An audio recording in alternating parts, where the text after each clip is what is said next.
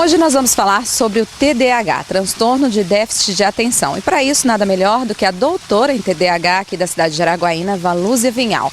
Vamos começar fazendo uma pergunta básica. As crianças, quando têm dificuldade nos estudos, pode ter transtorno de déficit de atenção? Bom, as pessoas têm esse senso comum de que o TDAH seja um transtorno de aprendizagem. Ele não é. Ele é um transtorno do desenvolvimento. Então, a criança ela pode ou não apresentar dificuldade nos estudos dependendo do tipo de TDAH que ela tenha. Por exemplo, num perfil predominantemente desatento, é mais fácil que essa pessoa tenha problemas com a aprendizagem. Já num perfil predominantemente hiperativo e impulsivo, aquela criança que está a todo vapor, ela pode estar a todo vapor, não ter tanto problema com a atenção, assimilar com facilidade os conteúdos escolares e aquele pouco que ela retém, ela consegue compreender o conteúdo e ter um bom desempenho na hora da prova. Então, vamos entender o que é o transtorno de déficit de atenção. Bom, para explicar o transtorno de déficit de atenção, eu vou fazer uma alusão à medicina, para que as pessoas de casa tenham condições de entender melhor. A medicina, ela separa as doenças como doenças de categoria e de dimensão. Por exemplo, as doenças de categoria, elas respondem sim ou não. Se eu tenho hepatite, se eu tenho meningite, ou eu tenho ou eu não tenho. Se eu tenho HIV, ou eu sou soro positivo ou eu não sou. Já nas doenças de dimensão, são coisas que todo mundo tem, que estão intensificadas naquelas pessoas que têm aquele problema. Todo mundo tem pressão, por exemplo. O hipertenso tem uma pressão muito alta.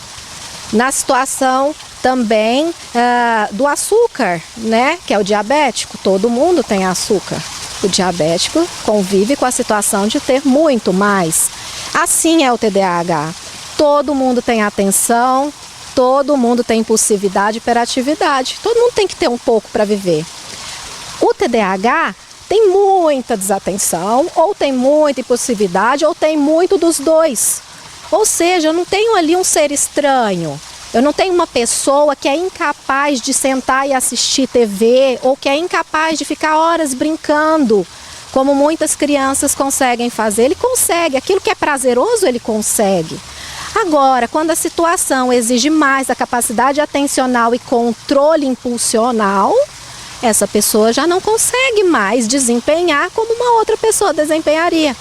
Isso quebra o mito de que os pais vão procurar ajuda só quando a pessoa não consegue desempenhar bem em nada, não consegue ter atenção em nada.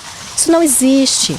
As pessoas, elas são normais no dia a dia delas, mas os portadores de TDAH intensificam os problemas em muitas situações. Aí nós temos um diagnóstico de TDAH. Ou seja, é importante que os pais prestem atenção exatamente nisso. Se tem algum momento em que há dificuldade de uma atenção mais voltada da criança, esse momento precisa procurar ajuda. Exatamente. E geralmente isso aparece ali por volta dos 6, 7 anos, que é quando a criança foi para a escola e é obrigada a ficar sentadinha, quietinha ali naquela carteira. Nesse momento, a professora, que é a nossa maior autoridade em percepção dos comportamentos da criança, porque ela tem muita experiência em relação a isso, ela é a pessoa que vai chegar nos pais e dizer, comparado à turma, né, eu estou percebendo que o seu filho ele não consegue parar quieto, ou o seu filho não consegue prestar atenção no quadro, baseada no tempo que as outras crianças conseguem ficar sentadinhas e prestando atenção.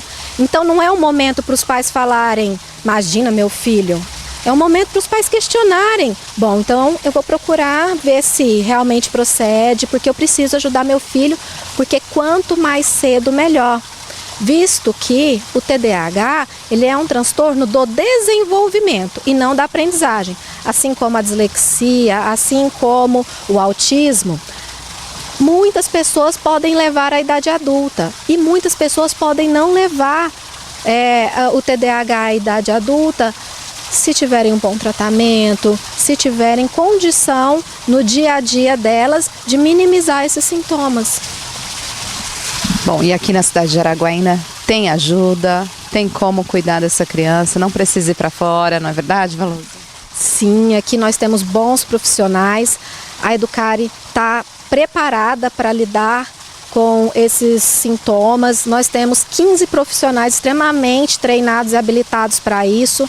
Nós temos parcerias com bons médicos em situações que a criança precisa ser medicada. Então a criança ela é assistida, não existe mais a necessidade de você correr para outro estado, outra cidade, buscar ajuda fora daqui. Muito obrigada pela entrevista cedida, obrigada pelos detalhes riquíssimos, né, de uma doutora em TDAH. E o programa Viver Bem tem uma satisfação imensa e agradece pela disponibilidade. Obrigada, eu agradeço pelos momentos que você tem concedido aqui para mim e eu deixo recado que esse programa tem sido um programa muito competente, tem buscado situações que são da problemática da vida de cada pessoa, né? Não são assuntos superficiais, são profundos e que as pessoas estão buscando realmente informação e você tem conseguido passar isso com muita clareza e objetividade.